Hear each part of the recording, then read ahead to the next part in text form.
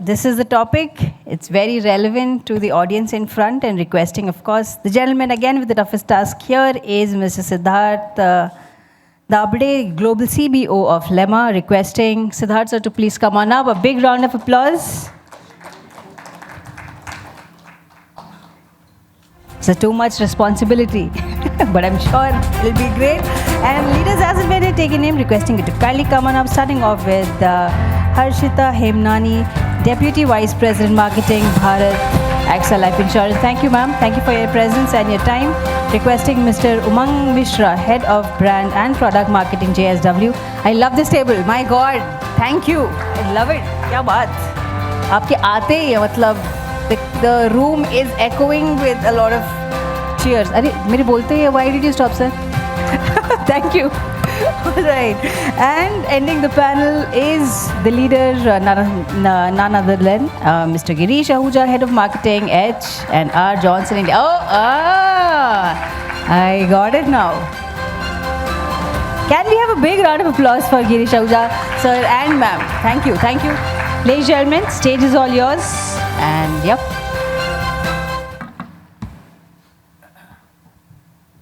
Great. So we were having some interesting discussions in the speaker lounge as well earlier. So hi everyone, I'm Siddharth. I head this business called Lemma, and we have been working in this area of programmatic out of home for a very long time.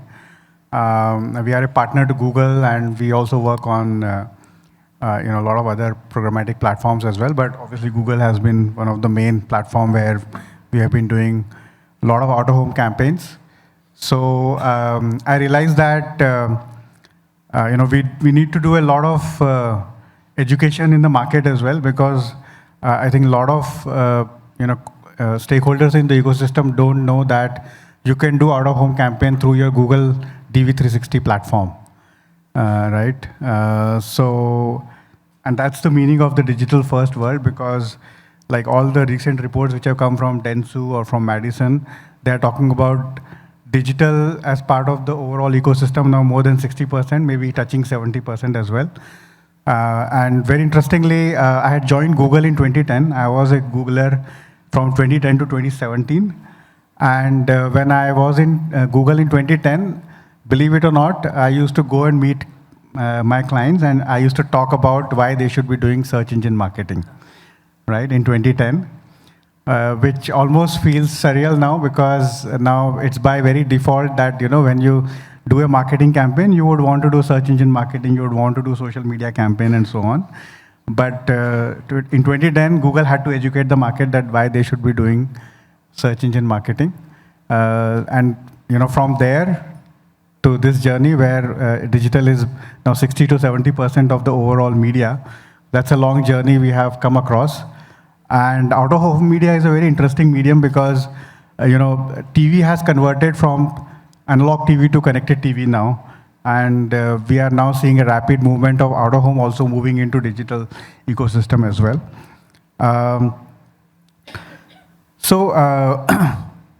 Probably my first question to you is, how do you think of OH, and is it like the last true mass medium?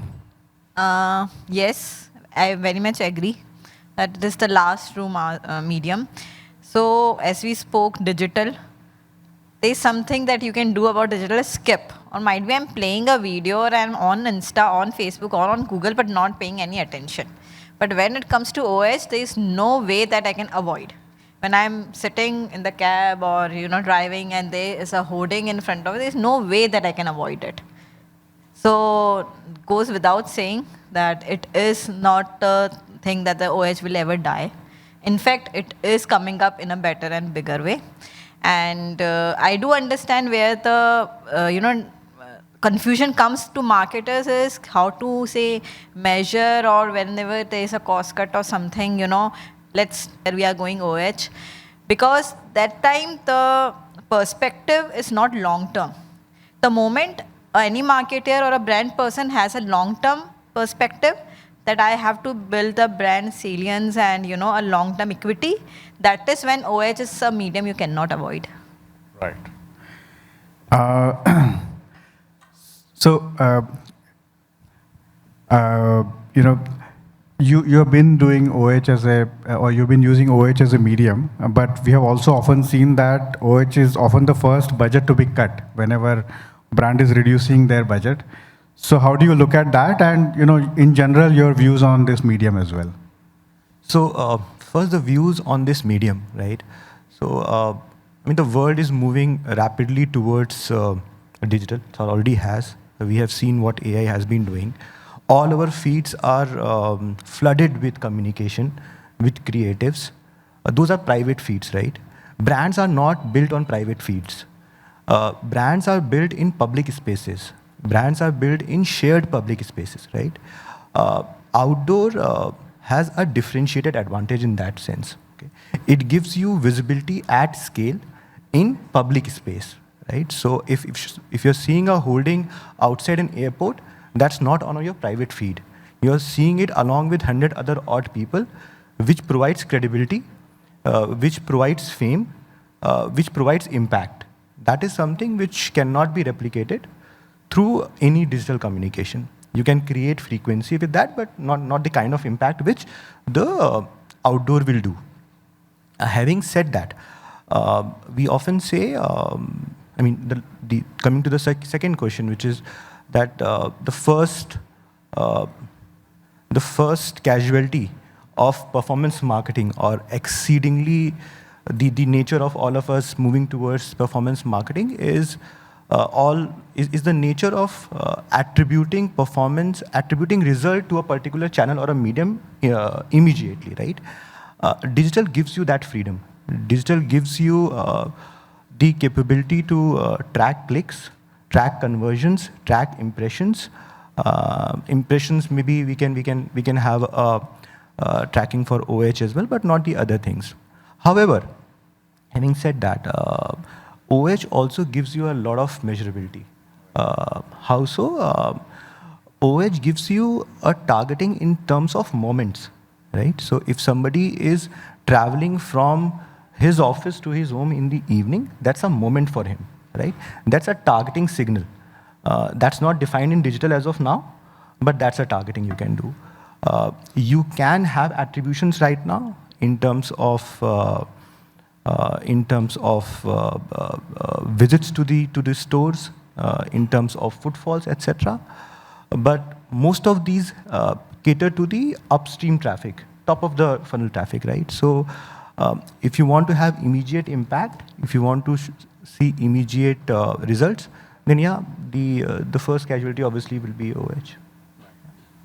Yeah, I think that also relates to classic brand versus performance marketing, where I should be putting in the budget. And over a period of time, I've seen many digital brands who are very heavy on performance. They also realize that I should have a balance, because otherwise, if I'm not building my brand only focusing on performance, then my performance CPMs become very high, because my brand keywords are very small in number, right? So, Girish, you have been in the industry and you've been a veteran in terms of doing marketing and seeing all the mediums evolve. So, what's your take on this medium, and how do you think in the digital era, out of home can transform into? Thanks for the question, Siddharth, and welcome to all my panelists. Thank you for the audience, and thanks, Isha, for having me here. I've been doing this for almost 2 decades, doing OH, and I've seen it transform. I remember doing the traditional ways of doing static billboards, and now it's moved from DOH and now PDOH, programmatic, as we talk about it. So I think, yeah, obviously it's for the benefit. But, as a marketer, I still face that challenge. I was giving you an example when we were sitting that, even though DOH is picking up, and we talked about data and statistics on how the numbers are moving from about 30% digital to growing faster. The challenge is, unless you invest, I feel, and it's not a debate about whether traditional is good or whether digital OH is good. But I think the challenge is about, again, like Umang said, attribution. And I feel digital definitely is the real world. Everybody is here saying digital is coming, everything is digital, but we should not forget that, we are also into a physical world, right? Because like Harshita said that, you can't miss a billboard, you can't switch it off, right? So both have its pros and cons, depending upon, I think it also depends on the brand and the category also. So like Umang said, you can skip it, right? You can block it. You can't block a traditional billboard, right? With the digital billboards, it gives you that large screen, right? And a digital impact, right? So you're seeing a big screen, which is normally you look at CTV or mobile, it's a small screen, right? And it's personal. You get to get that best of both worlds in a way, if I could say that. And you get a larger size billboard, and you also get the digital impact of that. And also the benefit of digital is that, now you can do contextual creativity. With static is that you have this billboard here, you're passing through and you're seeing it every day, you're building your top of the funnel awareness, and these are long-term, traditional billboards. And with digital, you can do, when you're doing programmatic, you can even do day parting. And I think that's not being done very well by most of the brands, but it's still like a static poster on a digital, right? People still use a digital board, but you will still see a static creative, right? So I think we still have to evolve. So in my sense, yes, definitely there is merits to having and moving to digital, and I think all the sites are getting converted. We were having this conversation, right? Traditional billboards are getting converted to digital because now you have an opportunity to get more brands on it, and you can keep moving it, and there are so many innovations happening, technology is changing. So I think it's a good medium, and like I said, in my organization also I keep struggling. When I was trying to convince the management to say, okay, I want to do outdoor.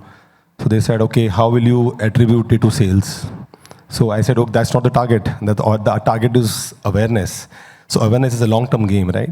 So they said, okay, what about digital? I said, yeah, digital, but you need to really have a kind of budget to really have that impact, right? So because in a digital screen, you keep having a loop and you keep playing it. I remember when I was working with my agency on that, and I liked the site, I said, can we look at that site? Oh no, that site has been taken by Netflix for 3 years. So that's a clear strategy that I want to really bombard consumers in this particular TG, in this particular radius, with my content, and I'm going to take it over. That is a larger impact, right? So those are strategies brands are trying to adopt, and I think for sure digital is beneficial, but it's about how you implement and execute it. I hope I answered the question. Yeah. So I think just to add to the conversation, let me define where programmatic digital out of home is in the India market right now. So one is there is a lot of DOH inventory in all the places. Airport, railway station, metro stations, etc. Then you have roadside, you have corporate tech parks, corporate parks, residential, cafe, restaurants, hospitals. So all the places. So thankfully, over a period of time, a lot of these screens have been converting from static to digital, as you are rightly saying. Secondly, when you place a software, you place a SDK, and you connect to a platform, which is what we have done, then it can be connected to like a Google DV360 platform. And there you can, have a mix and match of, I can have a campaign where I'm targeting airports as well as I'm targeting roadside, as well as I'm targeting corporate tech parks, for example. So what is programmatic? Programmatic, if you see, you're doing programmatic for all your mobile and video campaigns and connected TV campaigns, because on one side you have the publishers, which are connected to a platform, which is called supply side platform, and then they are connected to demand side platform, which is like Google DV360. And you don't have to individually call Sony Live or other channels or other medias. You can just say that I want this audience, and then basis that they will give you a plan that you want female 25 to 44. These are the channels where you should be, and you should be targeting, because predominantly you will get this audience here. So same thing is now happening from an out-of-home perspective as well. You are not planning for screens, you are planning for audience. And you're saying that I want affluent travelers or I want affluent shoppers. So then and you can also define that, I want affluent shoppers, female, in this age range. And then you can figure out, okay, these are the malls, these are the airports, these are the roadside billboards where these audiences are available, and you can plan your inventory accordingly, right? And then from there, you can execute the campaign. When you're executing the campaign, you are able to see daily reporting in Google DV360. So a Google report is coming to your CFO and saying that, it's fully authenticated. We know that these screens are running. Every day these screens are running. Out of 100 screens, on Tuesday, these 5 screens were faulty, they were replaced. Right? So you're getting what you're paying for, and you're getting everyday report, basically. You're also getting your proof of play. You're taking photos and videos, and you're still getting that as well at the start of the campaign. But it's not a manual report. It's a Google report which is coming to your CFO. And CFO is saying that, yeah, I trust this report. Let me do the payment. Then what is happening is that when you talk about measurement and conversions, so suppose this is a screen here, we are all here. So, you can do a geofence, and then you can retarget all the audiences for whom, who are exposed to the ad. And then you can drive a brand lift survey, and you can also drive conversions. So you can drive performance as well. So this is the current state. And a lot of brands are now asking that, okay, I would want a digital campaign on out of home, because I also want to use that data for my marketing AI layer optimization as well. Because I am implementing AI within my organization. I don't want there's nothing wrong with offline campaign, but offline campaign doesn't generate a data for me, right? It doesn't generate a daily tracking for me. It doesn't generate conversion for me. It doesn't generate measurement for me. So let me have all that, and then let me feed that data into my AI layer and do the optimization as well. So that's where we are now moving into. So, so probably I can start with, do you have any questions on this?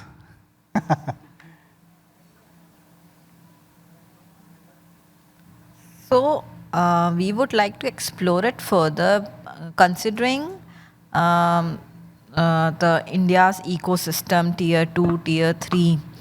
And so what do you think on the scale? I mean, where has it reached? I mean, is there a few miles still to cover when it comes to programmatic to understand? Say, for example, I want to target tier 2. See, metro cities and everything, we all are very much in comfort and confident about running campaigns there. But the issue arises when we are going to tier 2, tier 3. Right.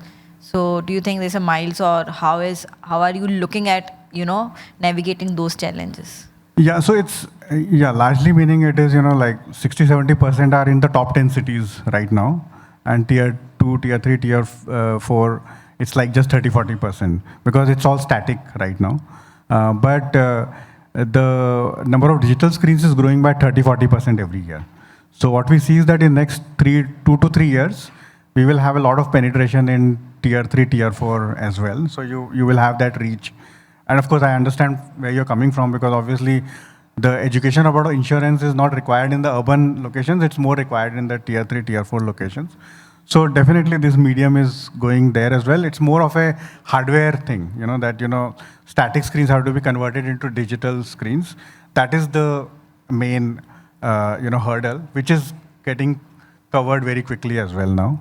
So, meaning I think it's just a matter of time, like 2 to 3 years, where we will have a very strong penetration in these areas as well.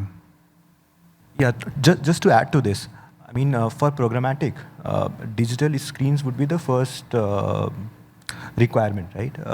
In terms of market readiness, can you give me an approx number as to what would be the percentage of digital screens of the overall inventory, say in metros and in non-metros as well, or say metros and capitals of the states? Metros and capital, it is pretty decent, meaning it's, I would say so metros would be around 25-30% digital screens, and rest would be static. It would be is way below the threshold, because if I say 30 as a number, then majority of these screens are going to fall at airports, at malls, etc. Yeah, right? yeah. So, yes.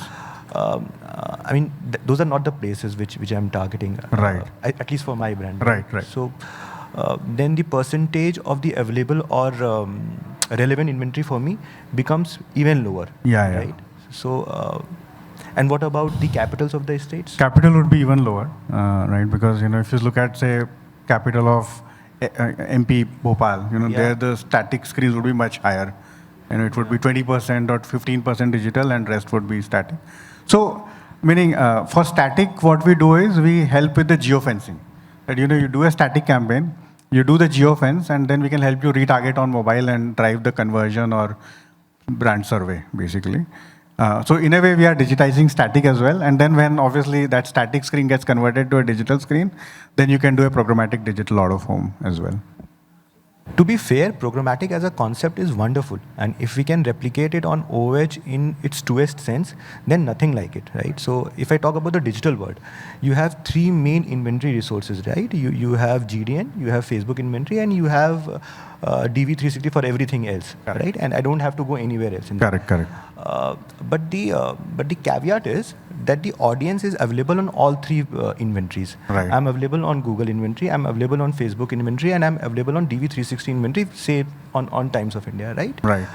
That is not the case with the outdoor audience, right? I might be available on a Western Expressway highway, Right. but I might not be available on, say, Phoenix Palladium Mall, etc., right? So if you don't have the overall penetration from an inventory perspective, on programmatic OH, then the effectiveness or the use case reduces a lot. No, wherever digital screen is available, programmatic can be done. But that is 30%, no? No, I'm talking about digital. Yeah. So there are 100 screens. Yeah. 30 will be digital, 70 will be static. Correct. All 30 you can do programmatic out of home. But those 30 are majorly at airports and at malls, right? Airport, malls, roadside, residential societies, cafe, hospitals. So all those are covered. So technology is not. The biggest hurdle here is our mindset, and static screens to be covered into digital. These two are the main hurdles. Rest all is there. Yeah. Right. But I think it's not a question of even mindset, because a lot of brands are now quickly moving into this because of all these benefits, right? The major benefit for the industry which we have discovered is that the trust, right? That okay, I'm getting a Google report, I should trust this report, I should make the payment on a timely basis, and then the whole ecosystem keeps running in the right way because of that. And that trust is very, very critical, because meaning obviously the whole for the entire ecosystem to thrive, that I'm getting the bang for the buck is very, very critical. So do you have any question or? Okay, great. So so how do you look at measurement in out of home currently?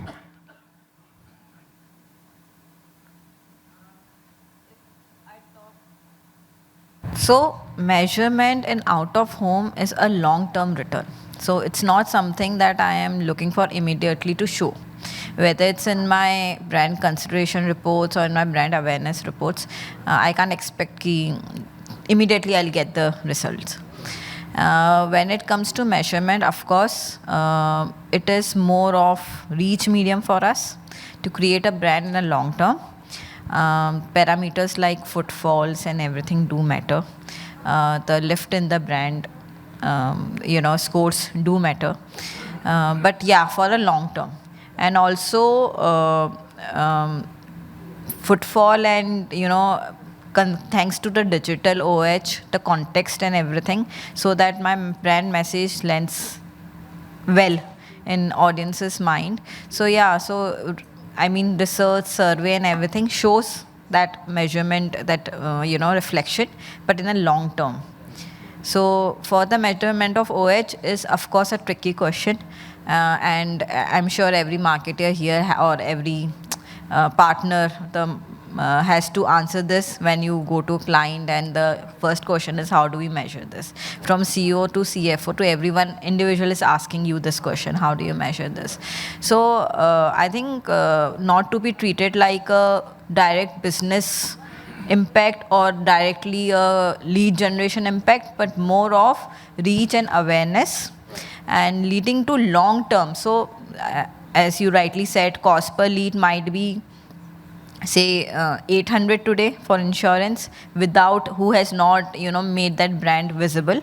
The moment I have done an OH campaign and I have established my brand and it is somewhere top of mind in my audience, and then I go to digital and target them, my cost per lead will reduce. So yeah, that is how we measure. That's a great point. Yeah. Just a follow-up answer, in fact, on what she said. On your point, in my view, the whole birth of digital would have been for the push of measuring. I think we've always been struggling with measurement. With traditional OOH, the first thing I get asked is, okay, OOH, what is OOH going to do? I would say it's an amplification medium for my TV, right? It is going to just amplify my communication, but how do we attribute?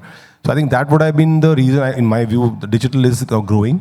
And I think with digital, you can measure it, right? You can always, like you rightly said, you have a traditional hoarding, and then you geofence it, and then you convert it into digital. So I think that's how the expectations are. In fact, more and more, like today, when I'm talking to my management about investments on OOH, they would say, are you going to do static or billboards or digital? Are we going to have some measurements? Do we really know if audience has seen it? What kind of actions? So I think the more and more push is towards getting real-time numbers, and that's where the whole problem is that anything you invest, people want to have quick ROI. Like I agree with you. I also believe in OOH, traditional OOH, and I've built brands using OOH in all my companies I've worked as a CMO, and I truly believe in that. But the ask from a non-marketer or the management is, give me real-time number, give me a number now. What is it done for my brand now? So that's a challenge every marketer struggles with. And I think this is where I think programmatic or digital OOH probably could calm their nerves in saying, okay, this is some, although they may not understand metrics, we say impressions and clicks and all, they may not really, but there's some number, right? They want some number written saying, okay, 3 million impressions away. And it helps to solve their queries.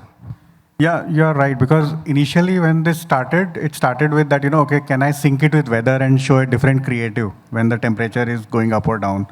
Then, and can I sync it with cricket score and show the cricket score along with that? With traffic, I mean, there was a popular campaign that on the highway was showing how much time will you take to cross this. Right.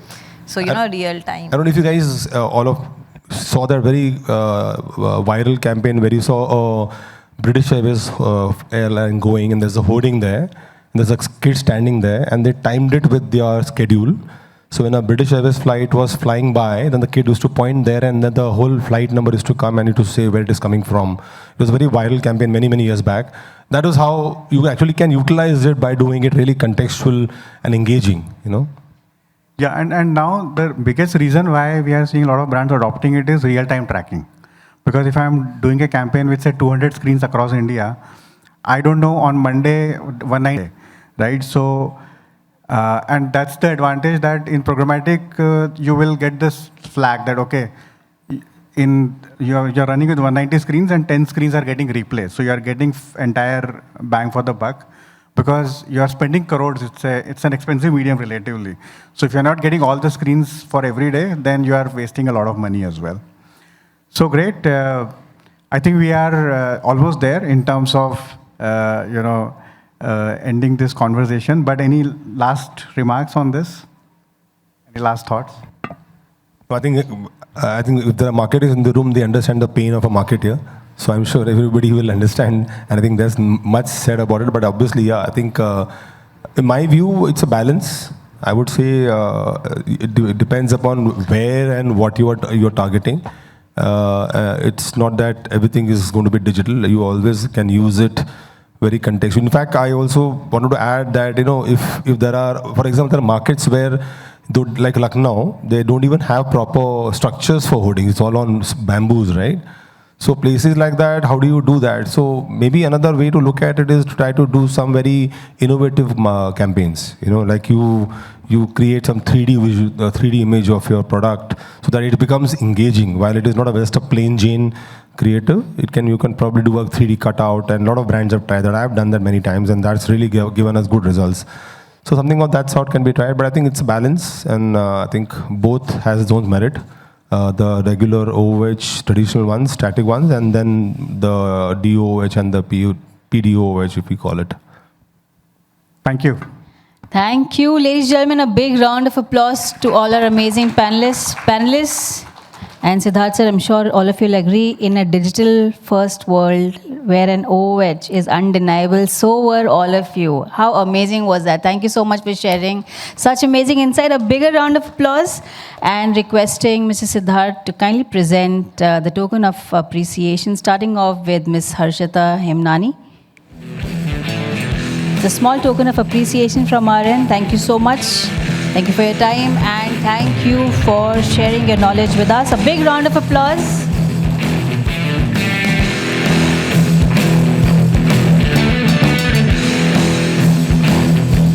And thank you, Bharat Network Group. Mumbai can use a lot of plants. Really, I thank you so much. What a beautiful gift this is. Next leader we'd like to call is Mr. Umang Mishra. Thank you, sir.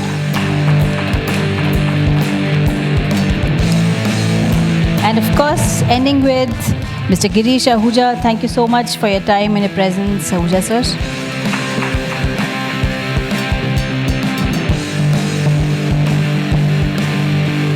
And now we request, and of course, our moderator requesting Fabian Trevor Coven, Director, Connect Network.